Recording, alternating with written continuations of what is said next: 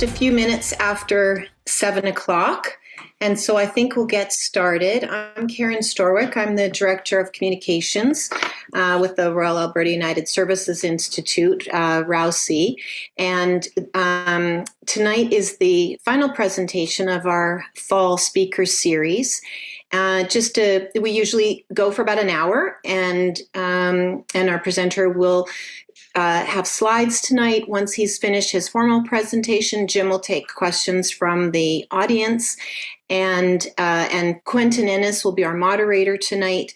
We will go past the top of the hour if the questions are still coming, and if you have to drop off, please feel free to do so. But we like to carry on the discussion and encourage discussion. If you have questions, you have choices. You can put the questions in the chat box on the side of your screen, or you can raise your hand icon, and Quentin will call upon you to ask your question. And then hopefully we'll get a lively discussion at the end of the presentation. So Quentin, I will turn it over to you, and thank you, Jim Cox, for coming to speak with us tonight. So we're looking forward to the presentation. Thanks, Karen. Good evening, everybody. It's my distinct pleasure to introduce you Brigadier-General retired Dr. James Cox. Dr. Cox has had a long and illustrious career in the Canadian Army, followed by an equally distinguished long and post-military career. He was commissioned into the Royal Highland Regiment of Canada, the fabled Black Watch, commanded 3rd Battalion, the Royal Canadian Regiment, and 1st Canadian Mechanized Brigade Group. He also served as Deputy Chief of Staff Intelligence in Supreme Headquarters Allied Powers in Europe, or SHAPE, in Brussels. Following retirement from the military, he completed a PhD at the Royal Military College of Canada, served as an analyst in the Library of Parliament from 2005 to 2012, and taught at Carleton and Wilfrid Laurier Universities from 2007 to 2023. He was Vice President, Academic Affairs with the Canadian Military Intelligence Association from 2012 to 2015. Dr. Cox currently serves as patron of the Royal Canadian Regiment Association, a director on the board of the Royal Highlanders of Canada, a member of the Council of Governors for Commissioners Ottawa, and as chair of the board of directors of the Canadian Intelligence Network. He's been awarded the Order of Military Merit, the Queen's Diamond Jubilee Medal, and he holds an MA and a PhD in War Studies from the Royal Military College of Canada. I'll now pass the floor to Brigadier General retired Dr. James Cox, OMM, CD, BA, MA, PhD, PLSC, PSC. Sir, over to you. Holy moly, Quentin, that's a lot there. Thank you, and it's a pleasure to be here tonight and talk about the topic. And just before I get started, let me do a sharing of the screen, and I'll show you my slides. Yes, tonight I'm going to talk about a publication that appeared here in Ottawa and across the country recently. That was the publication of Canada's intelligence priorities. And the argument I'm going to try and show tonight is that the publication itself, in my mind, is not a very impressive product that is expected at the level of the government it was produced at in the PCO. And here is the argument I plan on presenting. Its weakness is that a narrow understanding of intelligence, and in fact, the way it's presented, it really isn't showing anything in the way of real intelligence requirements or any way of a true prioritization. And at the heart of the problem is the lack of specific and defined strategic outcomes that, of course, intelligence is a part of serving strategic outcomes. At the very end, I will offer you an opinion that all of these problems of the narrow understanding of intelligence in government, it's possible to solve that problem with the establishment of intelligence education programs in Canada. And at present, there is an absence of intelligence education programs in Canada, and we are at the back end of intelligence education among all of our closest allies. Here's the way I intend to approach this. I'll talk a bit about an understanding of intelligence and provide you with a new idea of what intelligence is. I'll talk in general outline of the priority or of the process for establishing the priorities in government. I'll do a critique of the content of the document, discussion on the material. It's important, I think, when we talk about intelligence, intelligence in the broad sense is not understood all that well in Canada at large. It certainly isn't understood all that well in the public, and there are levels of understanding in various offices in Parliament or in the government and in the military and the police and a variety of security organizations. And if you have a conversation with a person on the street, you will have or hear a number of slants or perspectives on intelligence as shown on the slide here. And the important sort of question to ask in all this to try and get at the heart of what intelligence is trying to determine what specifically intelligence accomplishes. It's a busy slide here, but here we have a variety of quotes out of a variety of material in the government describing intelligence. And at the top, of course, is the definition of intelligence as it's spelled out in the document I'll be talking about tonight in Canada's intelligence priorities.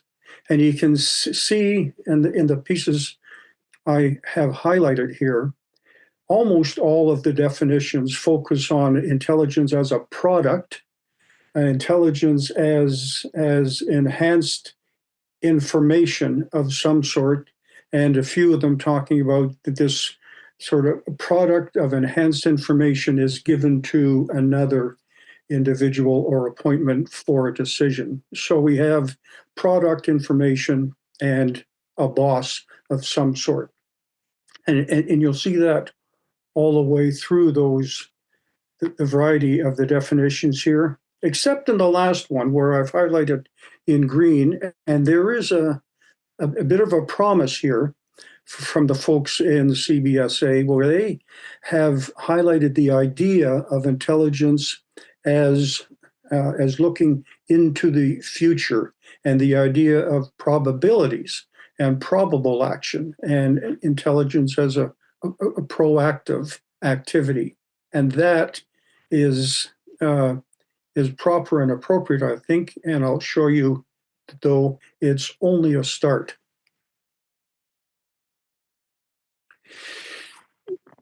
In fact, apart from the product or all the words in the various offices in Ottawa here in government, there is, in fact, as you all know, a body of literature out there in the world that has studied intelligence for a long, long time, for eons and generations.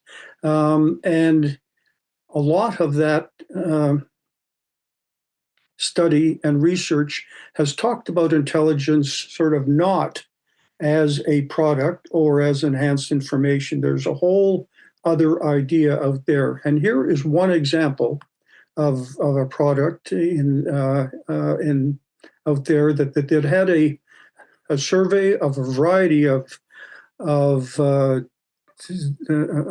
definitions of intelligence. And at the end of the day, it showed that intelligence is interpreted more as a property of an individual agent, i.e. a person or a body of some sort, an entity of some sort that is interacting in an environment. And intelligence as that property is related to the agent's ability to succeed or achieve a goal. So here we have the idea of intelligence is not a product, but it's more of a property of the body that's interacting in the environment, and the activity has a purpose to it. It's aimed at achieving a goal.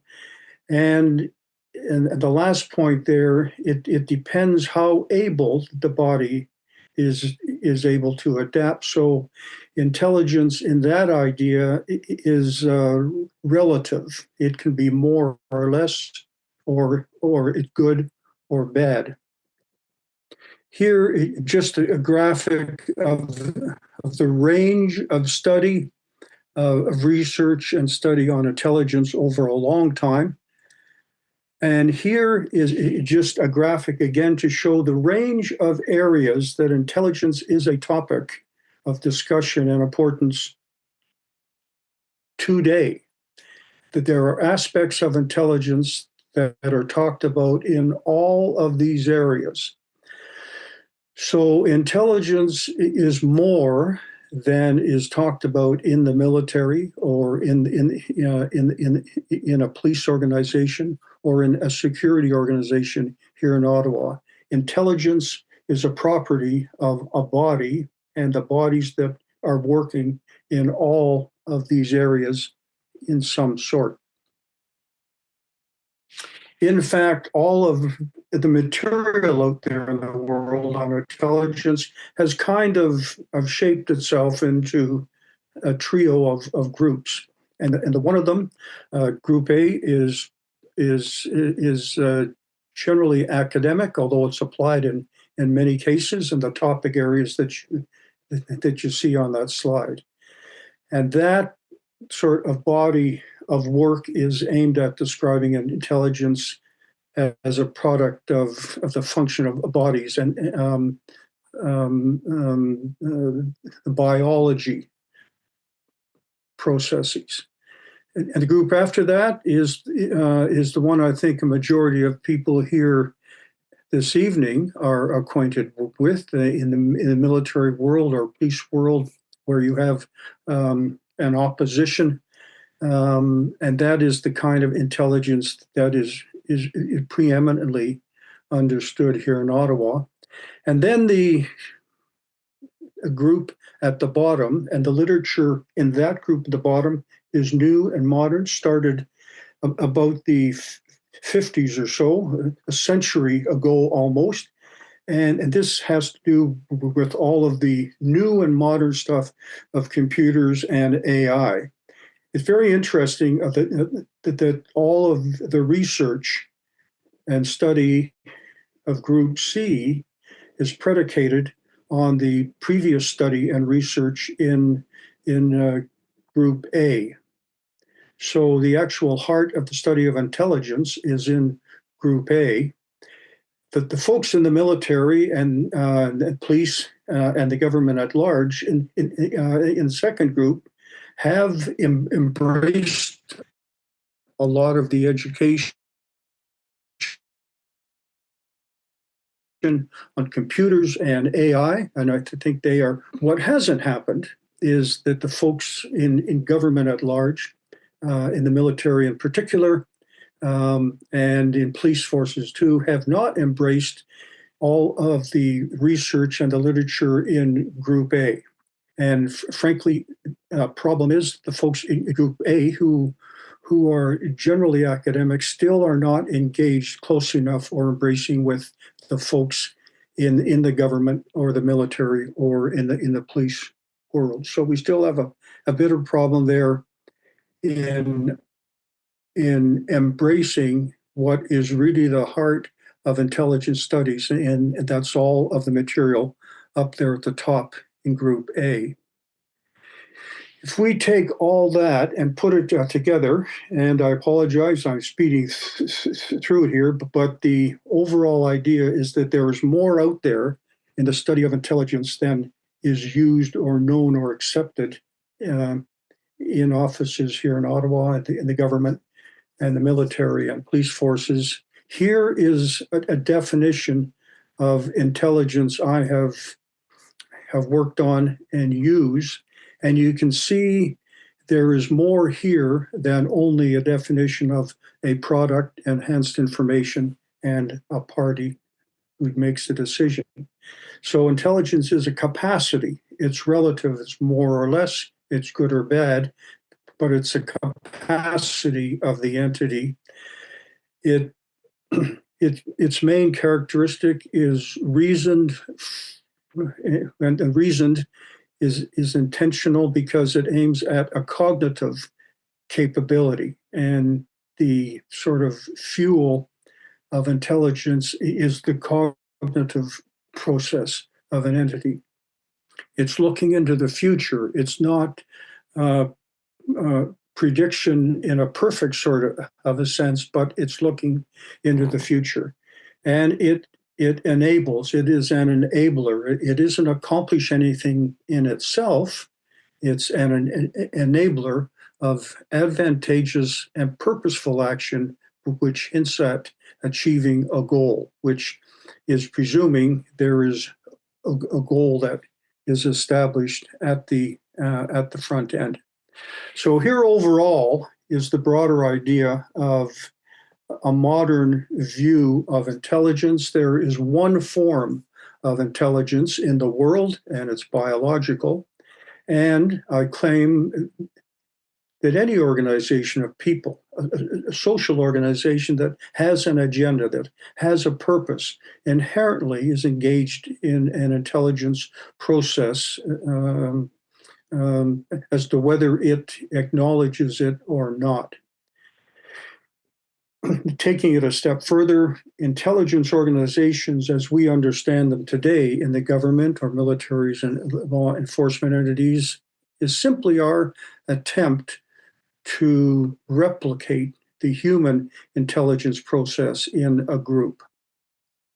So if we understand how the human intelligence process is working, it is giving us a better understanding of how to construct intelligence organizations ourselves and make them run more efficiently and properly and more effectively. So that is the big idea of a modern interpretation of intelligence. It's more than only a product of enhanced information for a person who makes a decision. It is the whole of the process, and it aims at advantage.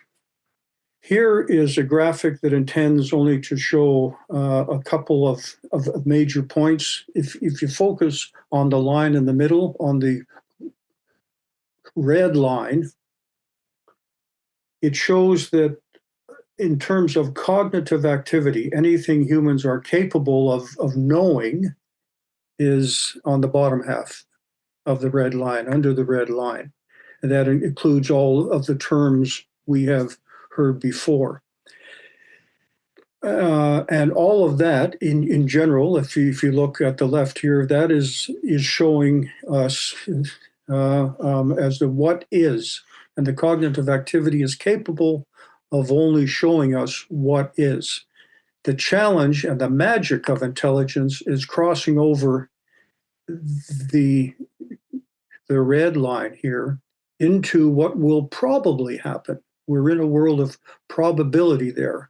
And that takes imagination and seasoning and judgment and wisdom. And that's where we have the conversation about the kinds of intelligence analysts that we want. Do we want a hotshot sort of MA student immediately out of university trying to find a job to be employed up here? Or do we want them more down in this area until they are seasoned and experienced and advance on merit? And this area up here is a special kind of a challenge of intelligence analysis because, as I say, it's looking into the future, what will probably be. The product of that whole process is not intelligence itself, it's an intelligence assessment, and it's the assessment that if it is properly constructed and composed and given to an appointment who's making a decision, a boss, it will enable the achievement of intelligence, which is the advantage to achieve an objective. Here, I don't plan on going into detail here, but it's a graphic to only show that there is today, we still have organizations in the government who base their training on the traditional intelligence cycle. And I think all of you have seen that. In fact, a claim I make is intelligence is a lot harder than that. There is more to it, and I've tried to capture it in this model here. And the main point of the model is the importance of involving a boss, the commander, the chief of police, a minister, whoever at the front end to express intent and at the back end to exploit all that has gone in between. So intelligence is a big thing, and there's a bigger idea. Now, having heard all that, let's try and apply it to the document that we have in front of us, produced in the government a month or two ago. Only for information, here's a graphic to show you a variety of organizations in the government that have a security role. The ones shaded in blue are the primary players, and the ones shaded in yellow actually have intelligence role and duties in them. All the others have a kind of intelligence role, but the hard intelligence organizations are shown there in yellow. And the point of that is there is a lot of them. And as I said earlier, every organization that has an agenda or a mandate inherently has got an intelligence process. The challenges, very few of those organizations actually have trained intelligence individuals in them. Here, I think a majority of you are acquainted with the structure of the government. In general, the prime minister at the top. We have the cabinet, which you all know. Of cabinet is the council. The Privy Council Office, or PCO, is best understood as the staff of the PM and cabinet. They are the public service who manage and coordinate all of the cabinet activity. There's another staff over here in the PMO, and that is the political staff. And they have influence on the workings over here. Very interestingly, in all that, the only positions that are annotated in the Constitution of Canada are the folks at the bottom, are the ministers. Everybody else is a tradition. In the Privy Council office, it's a big organization. I don't plan on showing you all, only to show you that at the top of the PCO is the clerk of the cabinet. He has a couple of people as a deputy, and one of them has the role of the NSIA, or the National Security and Intelligence Advisor to the PM, and she is also the secretary of the NSC, and that is the staff that coordinates all the intelligence activity in cabinet and the government. And they also have another organization over here that is working her responsibility as the secretary of the NSC. And this is new, and it's new inside of a week. And this is where the old intelligence assessment secretariat has been sort of taken into, and it is now the intelligence staff of the NSC. So that are the players. Here's the staffing process. It isn't exotic. I think everybody will understand it. It starts in the PCO with a call for advice out to the departments asking for their proposals for the priorities. It's brought into the PCO and in the SNI, who staff it and massage it and send it into cabinet for decision. Cabinet decides on the priorities and it returns it to the PCO, SNI, who give it out to the various departments, who then go and produce standing intelligence requirements and that are managed throughout the course of the year by a committee of the DMs and ADMs. And I think that is pretty straightforward. There isn't anything exotic there. Here's the challenge. Here, the priorities are reviewed every other year, but the standing intelligence requirements every half year. And the question, of course, is whether a review every other year is really adequate or not. Of course, on top of all that, there is the annual kind of report on expenditures, which again is normal in the government. So that's how it happens. Here is the content of the document itself. And the table of contents itself, I would offer you, is telling us, or in my view, I don't think they are taking the presentation of Canada's intelligence priorities is not provided with the kind of gravitas and the seriousness it should.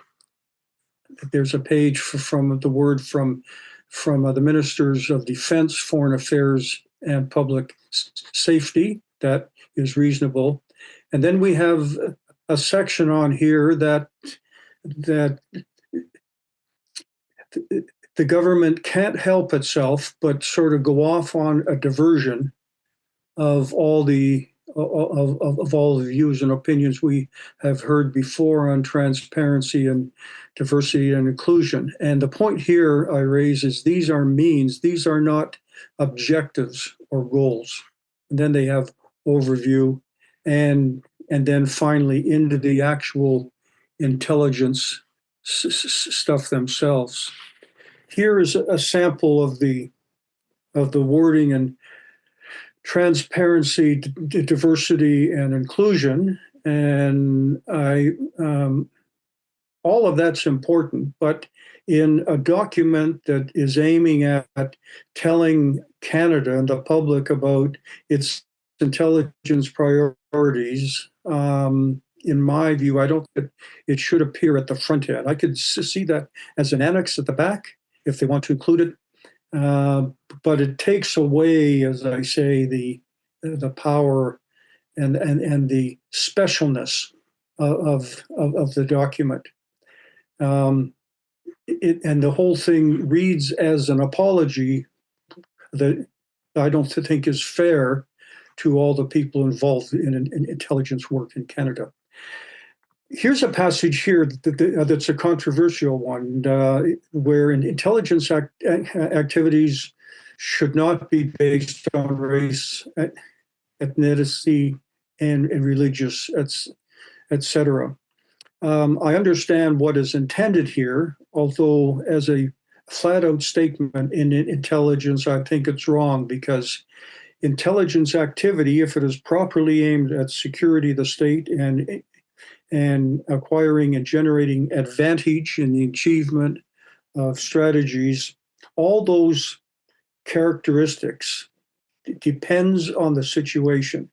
And all of them, at some point in some kind of a situation, I think is properly a factor in the intelligence process at some sort.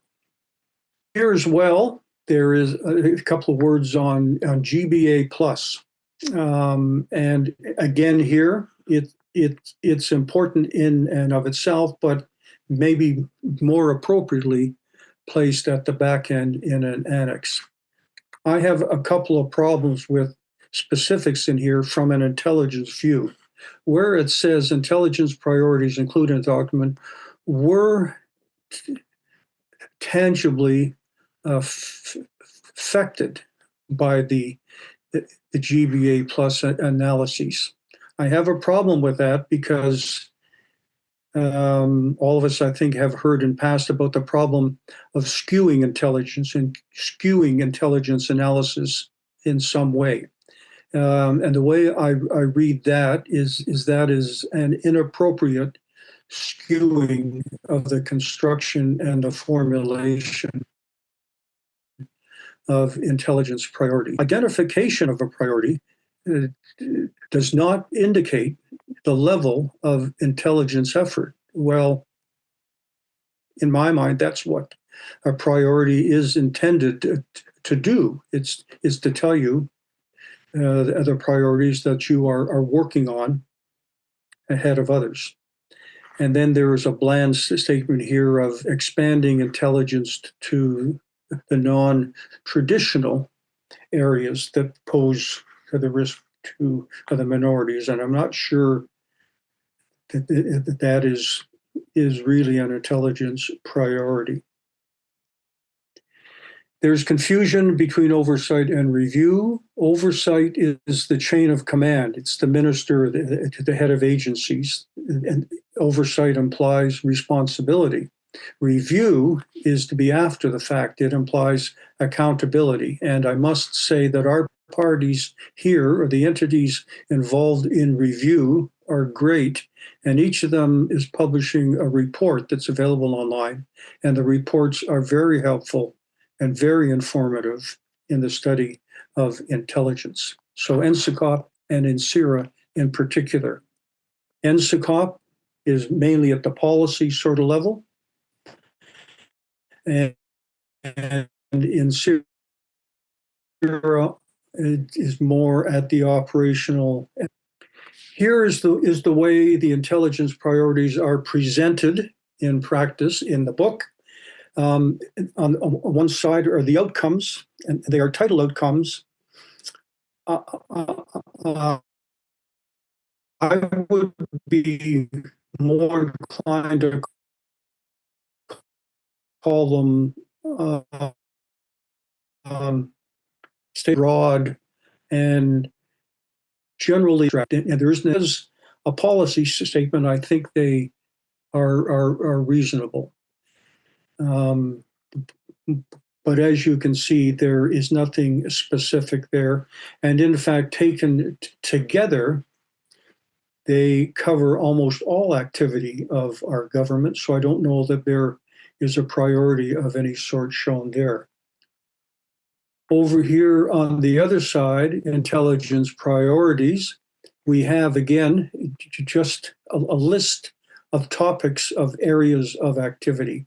And I don't see any priority in any of this. I don't see any specifics. I don't see any objectives that are measurable or defined.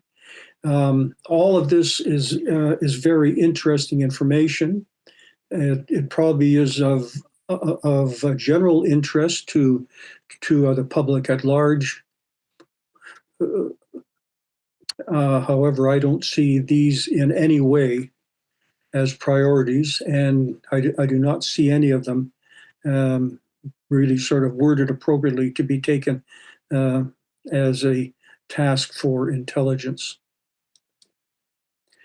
So taking all that together, I hope I've shown, at least in a general way, at least to start the conversation, that the way it's presented in Canada's intelligence priorities are distracted from its main role of telling us exactly what intelligence in Canada is, by a focus on means rather than ends. It has a narrow understanding of intelligence.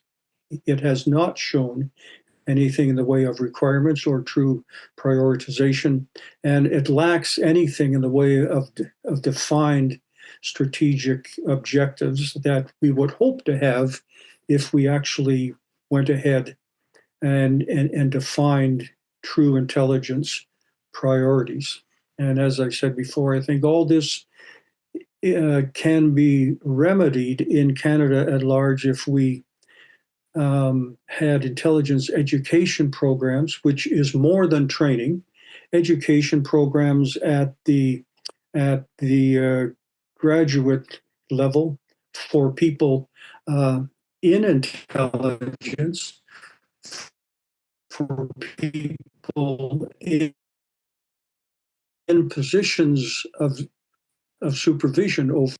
If you want to talk after a while on issues of security policy, here are a few items of interest. At the main point of my mind is what is the concept of how we plan on defending the country, and after a number of steps, intelligence priorities will fall out of that. If we had a security policy, a grand strategy that engages all elements of national power, and then subordinate strategies of defense for public safety, et cetera, that would be a model where it would be a lot easier to provide specific priorities of intelligence. And I won't go into that. And that's it. Thank you. Thanks so much for that. That's outstanding presentation with some really interesting food for thought, especially at the sort of strategic level. I'm going to go to a couple of people who've been posting stuff in the chat. So I'll call on Harold first. Harold, and the way we'll do this, guys, given the bandwidth issues we're having, if I call on you to ask a question, just open up your video, ask the question, and then if you can shut your video down again, that may help with the bandwidth. So Harold, I'll give you the floor right now. General Cox, a long time since Cyprus. Yeah, that's right. I just had the privilege of being there with an awful lot of your colleagues who had served with you at the time, long time ago. Three things, sir. The things that I feel that are missing, and you seem to be highlighting in many different ways. What is the threat? How do we figure out what that threat is? What are we going to do to prevent the threat from coming to us? And what constitutes a successful outcome? They seem to be three simple things that we need to answer, and yet none of it seems to be apparent on the list of things you've got for our government. Would you care to comment? Yes, and that is the big problem. It's funny, tonight I was watching the news, and the recent proclamation south of the border about imposing a tariff on Canada has brought up conversation of why haven't we expected this? And that is one example, because why haven't we expected a variety of threats and told people of Canada about it, which would justify more proper strategic activity in constructing our strategies to counter the threats and therefore enhance our intelligence, priority, ability, and process. Yeah. Do you have a solution?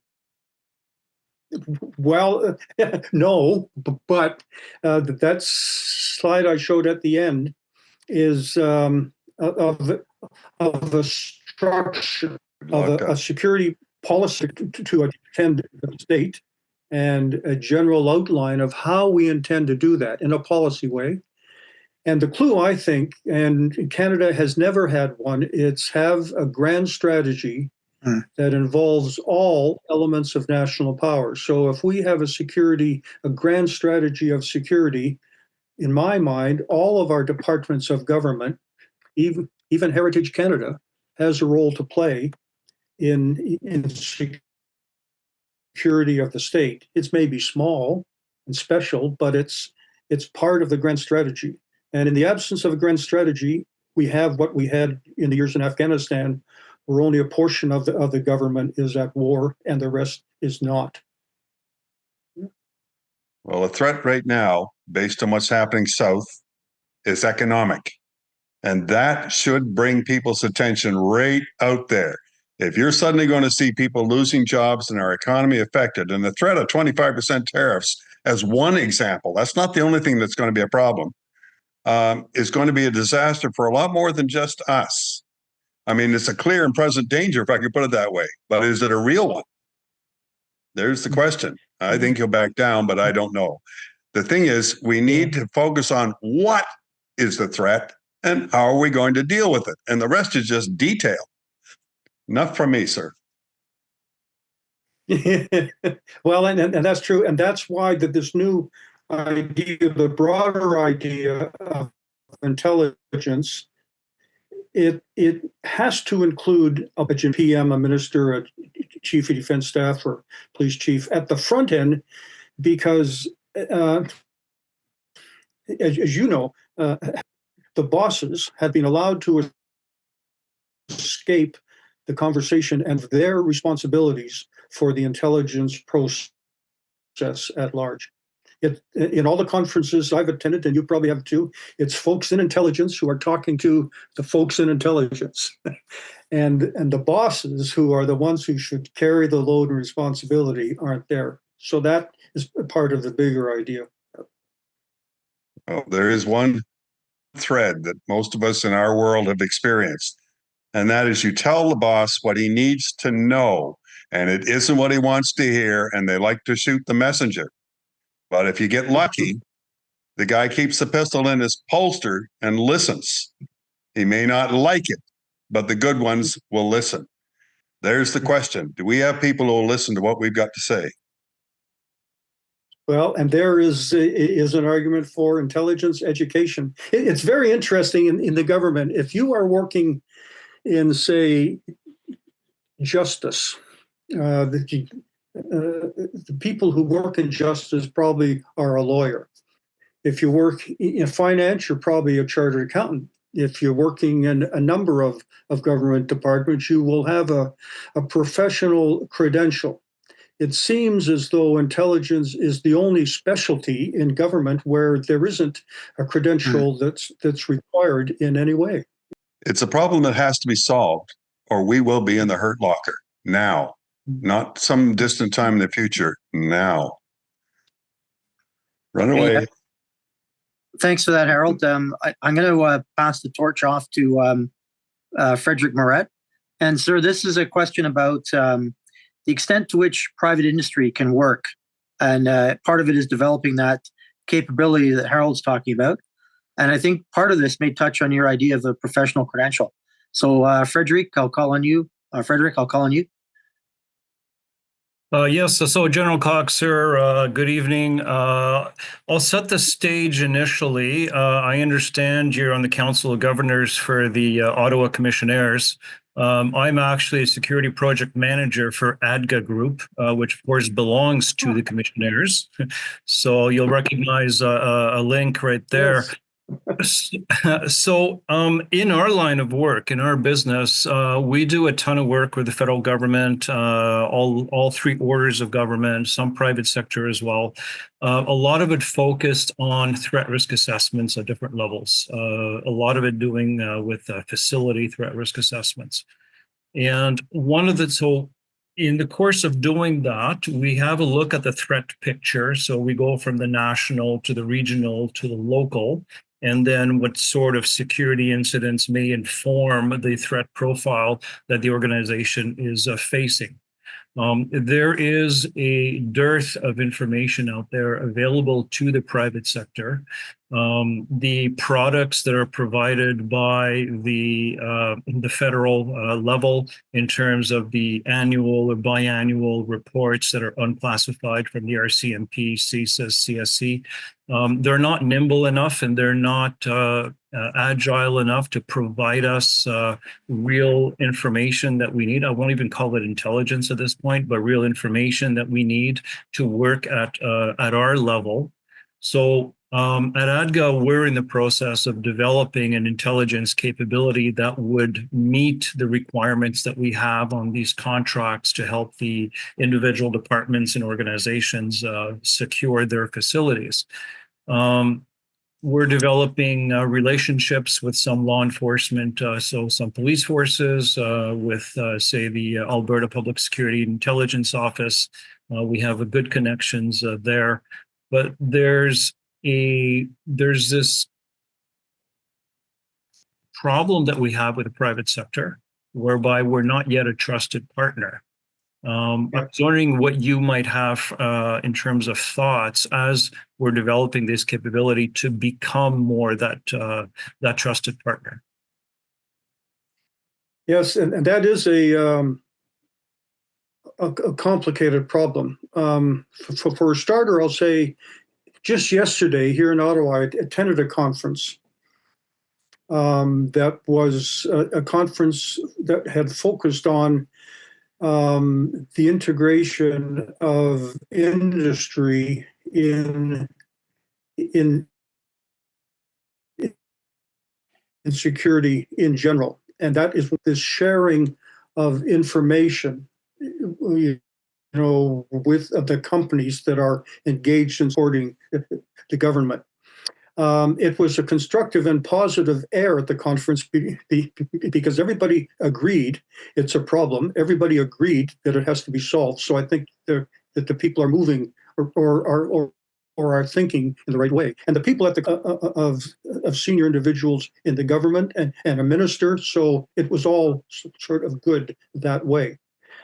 I'm organizing a conference for the Military Intelligence Association here in Ottawa in the springtime, and we are going to have a panel on the very issue that you have spoken about. And we have the Chief Transformation Officer of CSIS and the Chief Transformation Officer of the RCMP, who are going to be on the panel, and the both of them, in talking to them, agree that the problem exists, and they agree we have to solve it, and their inclination is to do as you are getting at, I think, to find a way to share more and share it effectively and in a timely kind of manner.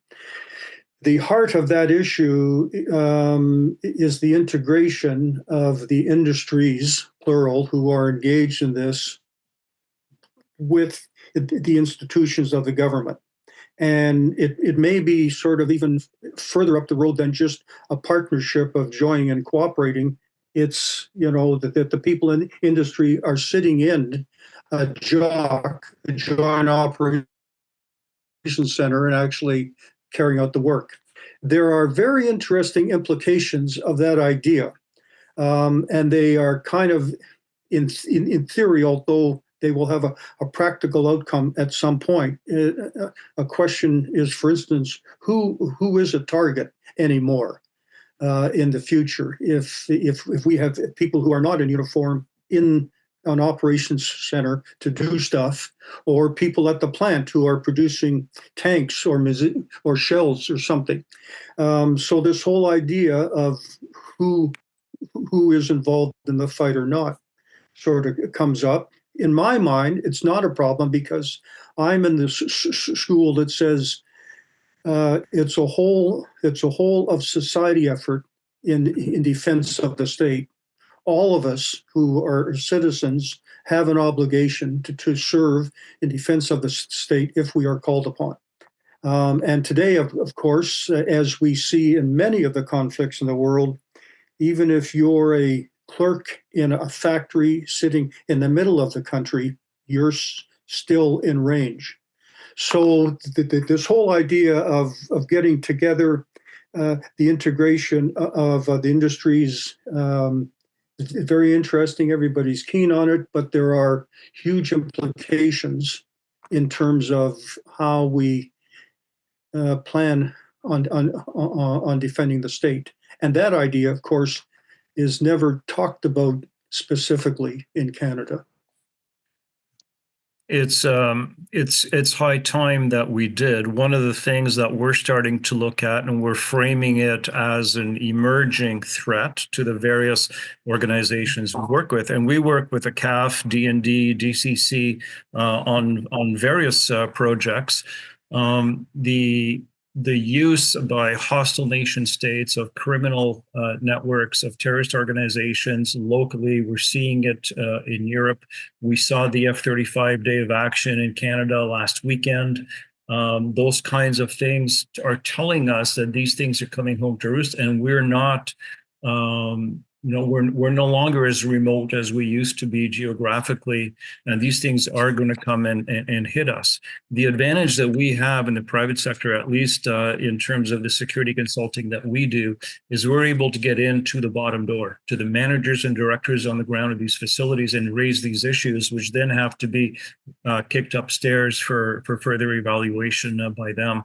So I'm hoping that as a private sector entity, we're able to have access to information that may corroborate some of the trends that we think we're seeing, because I got to be careful here. We're not seeing it. We think we're seeing them.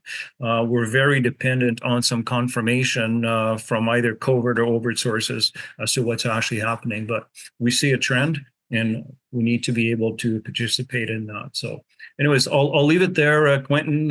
Sir, thanks for your time. Thanks, Frederick.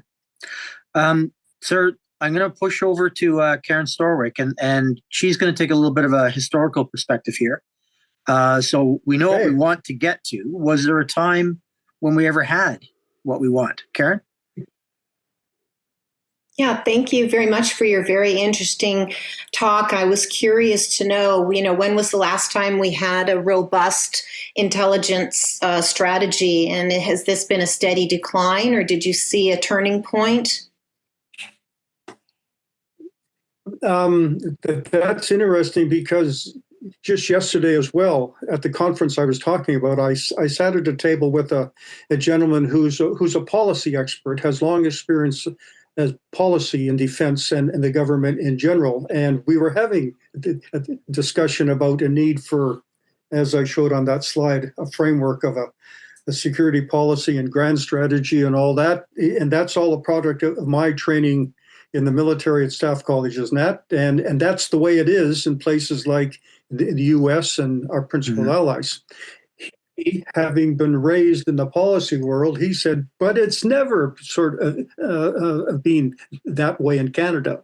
I mean, we have always kind of gotten along and managed to do it, but we have never had a grand plan. And I said, I know that, but the point I'm making is we ought to have a grander, and the world is the way it is. So I think in past, in the intelligence world, I think we have had very effective tactical intelligence in Canada. I mean, I think our tactical intelligence and maybe operational intelligence in the military has worked and great in the battle space in Afghanistan and other places. The intelligence in the police world, in spite of some of the adverse sort of reports in the media, the intelligence in the RCMP and police forces in general at the tactical level is good. They are catching all of the right individuals.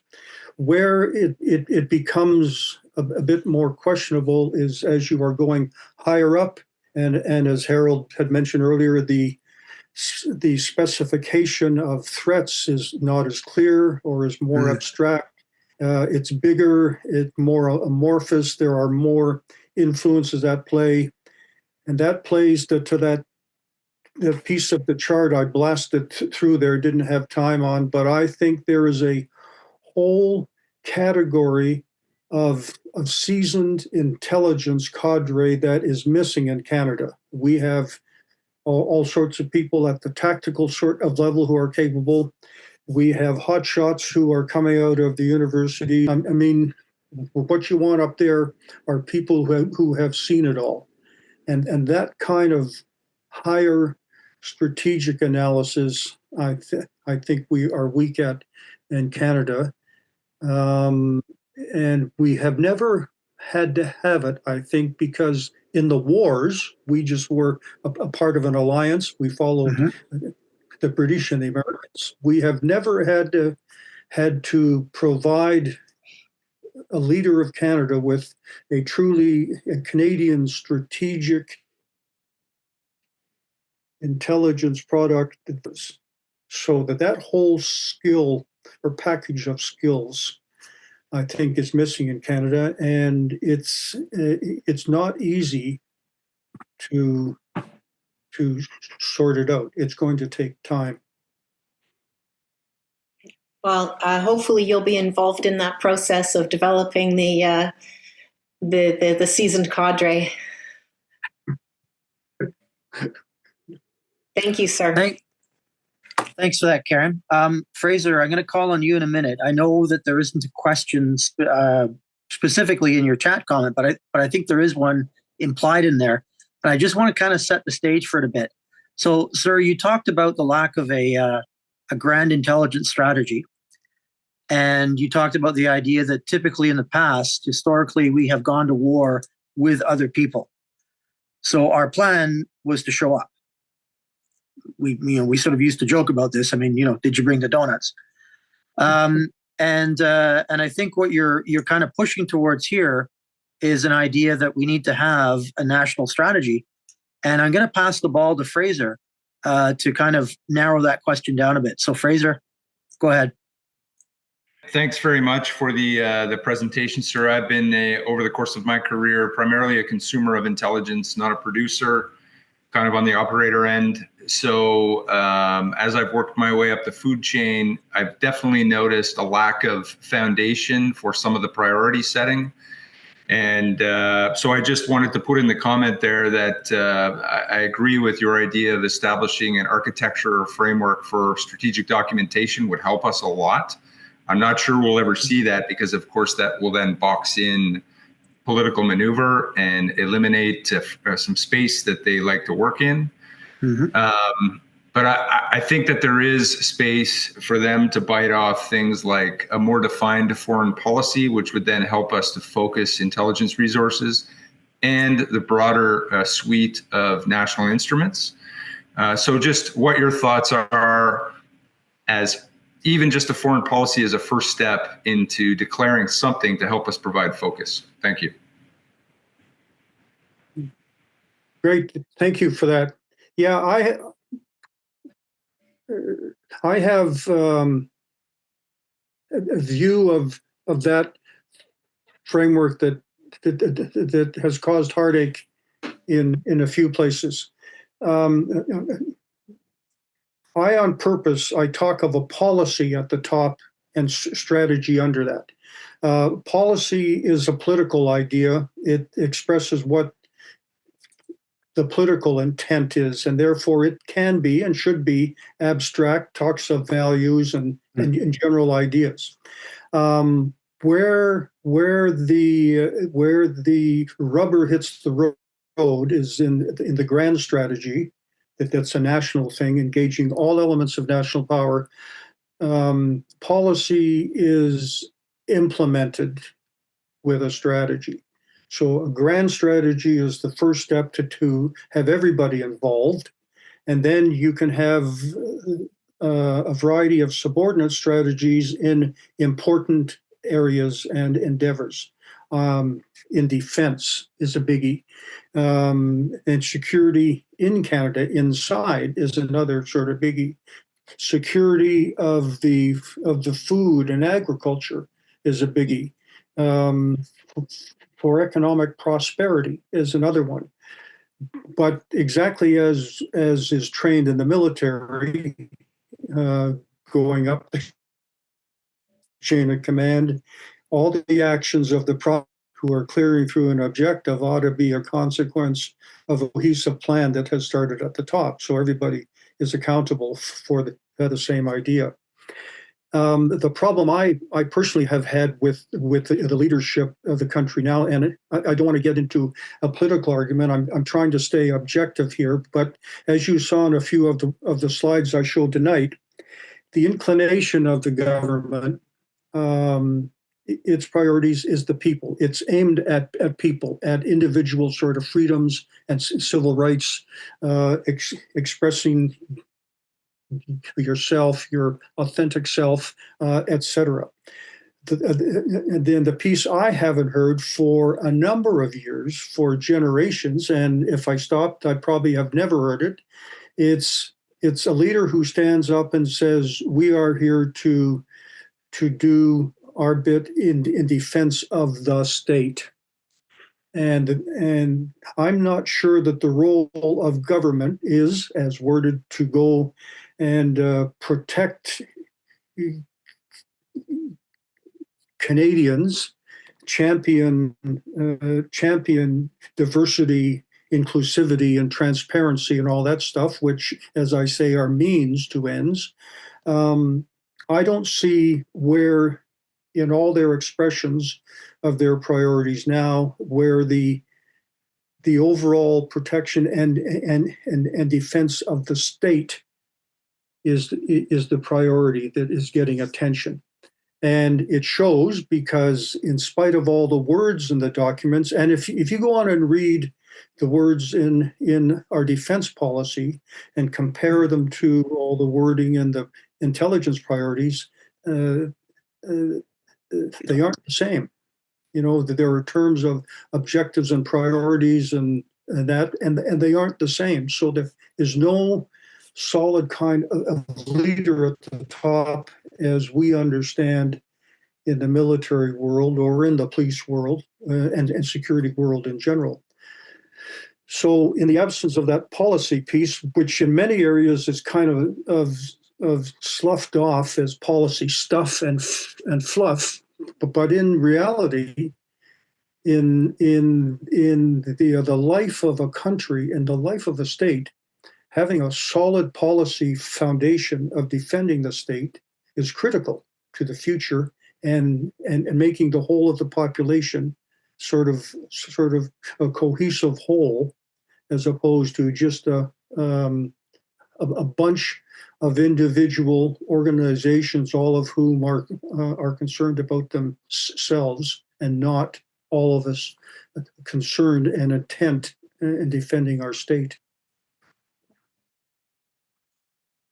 Fraser, does that answer the question?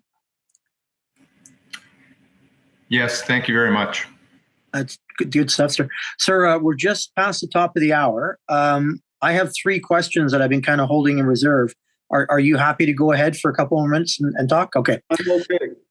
So excellent. So question 1, and it kind of riffs off of the discussion you just had with Fraser about the lack of sort of national goals, national priorities.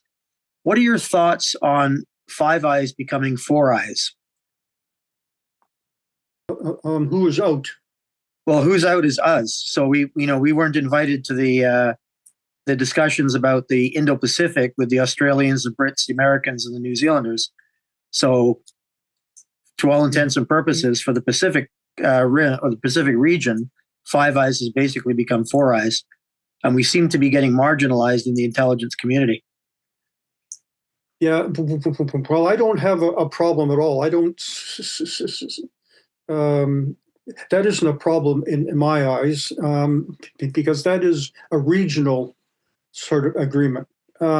We have our private agreement with the Americans on the continent, NORAD. That is pretty exclusive.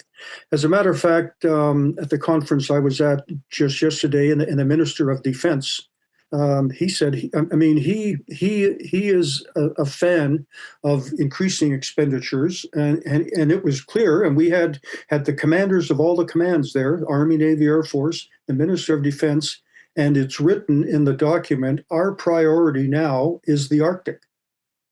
And they were all clear on that, and they're spending money on the Arctic, which in fact, in practice, is airplanes and the bases in the north. So it's NORAD and the radars and the modernization of NORAD. So that arrangement with the Americans I see as fairly exclusive, and is kind of a partner to the American interest with the Australians and the New Zealanders, and they have a specific sort of a problem in their area, as we have a specific problem up in the Arctic. I also, in spite of the strategic issues involved, in terms of the tradecraft in signals intelligence, I think we are a valuable partner, and the folks at CSE are a talented group, and in terms of skill and tradecraft, are at the leading edge of ability in the world. So we have a good capability, but it's like our Army, our soldiers, and our folks in the Air Force and Navy. Our people are great, but our quantities are small. Or to put it another way, our capabilities at the tactical sort of level are great, but our capacity is weak. So I don't see any sort of danger of us being thrown out of the Five Eyes, because I think we have, and frankly, I think our station way up in the Arctic at Alert is kind of a gem in the arrangement. It's in a special place. Unfortunately, it's very exposed as a target, but. All right, and segueing from that into sort of broader issues, I know that Minister Blair is very keen on increasing expenditures. So this is a question that was emailed in, and it came in from Franz Borsbaum. So Franz asked, how much of that spending on intelligence counts towards our 2% for defense? I don't have any of the figures at hand of what our budget is on intelligence. And in fact, it's not available anywhere in the public, because it's still, in Canada, it's not accounted for at a central place. It's still in fragments out to all the various agencies. I can't imagine that the intelligence process in government is any huge percentage. On the other hand, in my mind, I think if we expanded to a capacity that we would have to have or should have in intelligence broadly, so that we are capturing all the bad guys at the border, so we are closing sort of down all of the gangs in Vancouver and in Toronto, so we actually have a brigade in Latvia, and not only half a brigade, so that we actually have a number of forces that can be activated and deployed at scale in the Arctic, and not only a periodic small exercise,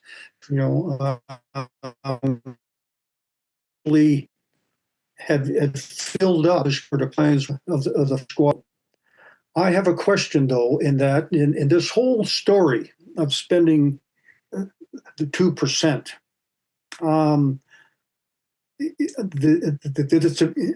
it's a bit aggravating in my mind, because it's a number that has no aim or purpose. It's just an expenditure sort of limit. In the case of Canada, if we spend 2% of GDP on our defense, and our priority is the Arctic, okay, that's a great idea. We are spending all that extra money in Canada on the Arctic. And that is only a help in the big scale of NATO if we, as it's characterized in the documents, that we are defending the western half of the Arctic frontier. So if you take a globe and turn it up, and you look at it from the top, we in fact are on the front line, and we have a good sort of a chunk of the front line against Russia. That the actual issue at hand, I think, is not a NATO sort of question. it's the Americans again, and this is important because we have an obligation to prevent aggression against Americans that's coming over the pole. We at present, all of the conversation, if you read all the documents and you hear all the words, we are putting up radar stations and satellites. All of that are sensors. We will spot stuff that's coming. We have never had the conversation whether we, as Canada, have the capability and capacity to stop all that stuff that's coming and kill it on the way, or kill it outside of Canada even. So there's maybe an argument to be had that scares everybody, that says maybe spending 2% and sort of spending it in Canada only up to the 2% isn't enough. I mean, if we are talking a real story of preventing an attack on North America, we need a capacity at scale to actually stop, engage, and kill advances out on our maritime approaches. And that's hard to do at the best of times in the Atlantic and the Pacific. It is mentally and very intellectually challenged to imagine how that would happen up in the Arctic Ocean. It's a tough problem. Sir, I have one more question, and I'm looking in the chat to see if there's any more coming up.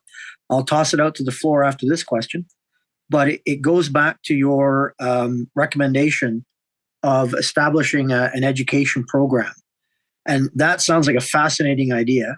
And I take your point that it would create the credentialed class of intelligence specialists. But what would that look like? I would start immediately by saying or taking a look at the models that are in existence in the States and in the UK and Australia. They actually offer a master's program and a doctorate program at various institutions. A lot of them are strategic intelligence analysis, or in the analysis world. Interestingly, the United States National Intelligence University that they have, there is an intelligence university in Romania, of all places, who have intelligence programs, and they have a broader slate of programs to talk about intelligence as a whole, because there is a tendency for the conversations of intelligence to be homed in on intelligence analysis as the be all and the end all of intelligence. But as I've tried to show tonight, it's bigger than that. And the whole at the front end of the process in sensing, that in fact, in practice, is where all of the money is. That's all the satellites, that's all the radars, that's all the computers, the AI and the data, all that's coming in there. And as we all know, it's growing every day. I mean, there's more of it. So on that alone, you say, okay, all of that is happening. We are getting all that stuff. In my mind, that means we need more analysis. We need to enhance our analytical cadres. And in Canada, if you look at the whole process of intelligence as an enterprise across all of government, the amount of money spent on the people who do analysis or the cognitive aspects of intelligence is minuscule. So if you wanted to enhance employment in Canada, hire more analysts. If you want to enhance the intelligence capability as well as capacity, it's got to include more analysts. And if you start to talk about and organize and get engaged with a framework of strategic and policy objectives in defense of the state. That's conjuring up a whole new kind of, as I was saying earlier, a whole new kind of higher order intelligence analysis that isn't present in Canada today. And it isn't only a case of making that conjures up the whole challenge, as I shown that chart I showed you of the model. That's a model of the enterprise at a point in time. If you plan on sustaining that, you need other processes and systems outside of that are producing all the people, are recruiting them, training them, and educating them after they are trained, and sustaining a workforce into the future. And if the whole capability and capacity is expanding in terms of sensing, it has to sort of grow in concert with the expansion of the sensing. And all of that has to match the magnitude of the national sort of threat, as Harold was saying earlier. So, this is why I started into this intelligence thing, because as an old infantry officer, I mean, I knew intelligence in my sort of lane. And then I went over to SHAPE. And after about a week in the job, I sat there and I said, holy moly, there is more here in this intelligence idea than I had ever known. And the more I study it, the more I find it's a big thing. And the challenge here in Canada is that if we have not wrapped our heads around the scope of the strategic challenge of defending the state, we haven't a hope in hell of wrapping our mind about the intelligence part of that strategic problem. Brilliant. Thank you very much. Honor and a privilege. Great seeing you again. Happy to see you that you're doing well. And thank you very much for the time that you spent here. And I will pass it back to Karen now. Thank you very much, everybody, for joining us tonight. Thank you, General Cox, for a terrific presentation and discussion. Please join us again in the new year. On January 15th, Richard Martin will be on Zoom, talking to us about how deeply ingrained worldviews shape strategic decisions in warfare. So should be another lively discussion, and we appreciate very much the discussion that took place tonight. So thank you all, and have a good rest of the season. Okay. Thank you all. It was a great pleasure. Enjoyed it all.